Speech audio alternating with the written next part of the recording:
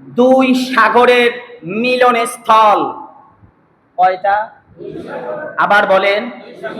দুইটা সাগর। মারাজাল বাহরাইন, দুই সাগর একত্রে প্রবাহিত, কিন্তু একটার সাথে আর একটা মিলে না।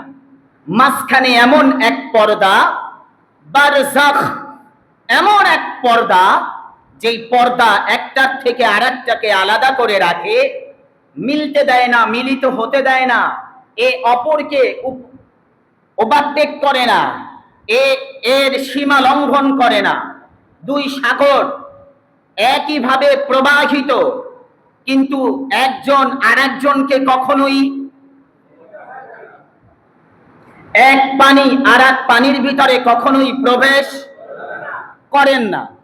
এই আয়াতে কারিমা কেন নাযিল করা হলো? তাফসীরে দুররে মানসুর ইমাম জালালউদ্দিন সুয়ুতী রাহমাতুল্লাহি আলাইহি তিনি কোট করেছেন, দুনিয়ার মানুষ মারাজাল বাহরাইনি ইয়ালতাকিয়ান বাইনাহুমা বারযাখুল লা ইয়াবগিয়ান, এই যে দুটা সাগর, একটা সাগর হযরতে আলী আর একটা সাগর খাতুনে জান্নাত ফাতিমা।